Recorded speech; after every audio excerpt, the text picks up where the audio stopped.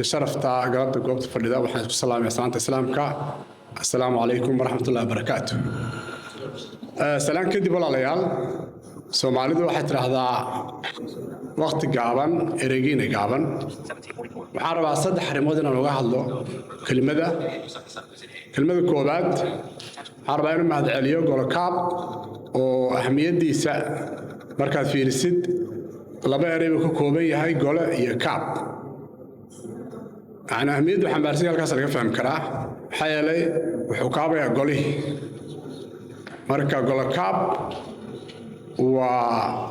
ولما استراحة قولها صفة فاصلة وحاول شيء قدوميها كو حكى شغيرة فهم شعبك قولها شعبك وحو قبطه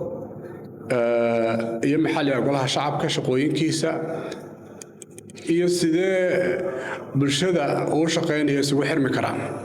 runtii waa door laga maarmaan ah aadna lagu baahnayn waxaana tusaale wanaagsan oo hadda message-kii la gudbinayay marka golakaab hadday noqon lahayd muxuu ahaa mashruucaas golakaab iyo hadday noqon lahayd portalka digitalka ah oo shaqeynaya labadaba waxaan leeyahay faalo wanaagsan ay xambaarsan yihiin أهمية بلارنا إنه فديان ذاتك كسر شقي أنا كفاية سنة فرصة وحلا بوليستا آدي أيضا محسنتين مركان محضر سكتجو وحربا إن تلمامو قولها سو رنتي ديجيتالا نلشنا ما أنت ديجيتال كمشى كعيار سو نلش آدمها أن أجنها هنا وحبي سكت المامين inaan sii horumarino maxaa yeelay markii information-kaas hadda uu gudbinayo waxaa jira dad badan oo akhrin karin ama ha keento akhrin la'aantaas mid arag ah ama ha keento mid aan markii horeba baranin oo isagoo araggiila haddana uu la mid yahay qofkii aan akhrin karin marka waxaa laga rabaa golakaab iyo golaha shacabka inay fahmaan fariintooda iyo waxqabadkii golaha shacabka waxaa xambaarsan oo faahfaahinaya meelo kala duwan golakaab marka golaha shacabku inuu fahmo fariintiisa iyo shaqooyinka uu qabto iyo ahmiyadda ay leeyihiin qayb ka mid ah oo bulshada ka mid ah oo runtii ahmiyad ballaaran ku fadhida in loo fasiro sidee loogu fasirayaa waxaa la fahamsiinayaa waxaa jira qaybo qoraal ah qoraalkaas oo akhris mataqaanaa akhriskii ayaa waxaa loo bedelayaa dhegeysi way ku jirtaa websaydyada waaweyn qaybta audioga qofku markii uuna akhrin karin uu dhegeysan karo marka golakaabna inay qorshaheeda ku darsato golaha baarlamaankana arrintaas uu u dheganuglaado waxaa isla arrintaas muhiim ay noo tahay arrinta kale saddexaad aan rabo inaan kelimadeyda ku soo afmeero waxa waaye golaha shacabka sidii aan wada ognahay constitution-kan ugu qoran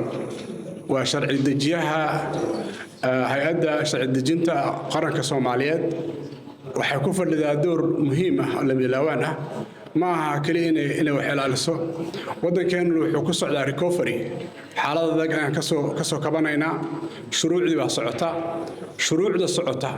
waa in lagu daro qorshaha dadka naafada ah haddii aan la arkin arrintaas waxay noqonaysaa ummad qayb ballaaran oo muhiima ka tagtay ayay noqonaysaa ummadda Soomaaliyeed waxaa nasiib darro ah marar badanna waan sheegnay arrintaas qaranku wuu hilmaansan yahay waxaa lagu dagaalamayaa awoodihii laakiin waxaa maqan ummad aan la inkiri karin oo shacabka Soomaaliyeed qayb ka ah waxaan maqlay hadda ka hor laba nin oo soohdin isku haysata beeraha oo taqaanaa beeraleyda ayaa nin baa wuxuu yidhi labadaa nin ee soohdinta beerta isku haysata beertaydii ku dhex jirtay u dhaha yacni labada nin ee beerta isku haysata ma haysataa inta waa soohdinteedii inta soohdinta isku haystaan xisaabta ku daro beertaydii u dhexayn jirtay marka dadkan awoodaha isku haysta oo iyo kuraasta dad shacaba oo awoodoodu ayna meel dheer gaari karin codkoodu gaaban yahay oo la hilmaamay baa ku dhex jira taasna waxay ku imaan kartaa maadaama uu waddanku kala guurkii laga soo laabtay laga soo kabanayo dhibaatooyinkii in hadda shuruucda lagu daro constitutionku uu mataqaanaa kow ka yahay maxaa constitutionku mabaadidiisa ayaa shuruucda lagu dhisaa haddii aan la helin taas culays ayay noqonaysaa shacabka taasaan ugu baaqaynaa mar kale waxaan rabaa shirka inaan salaamo aad iyo aad u mahadsantihiin assalaamu calaykum waraxmatullah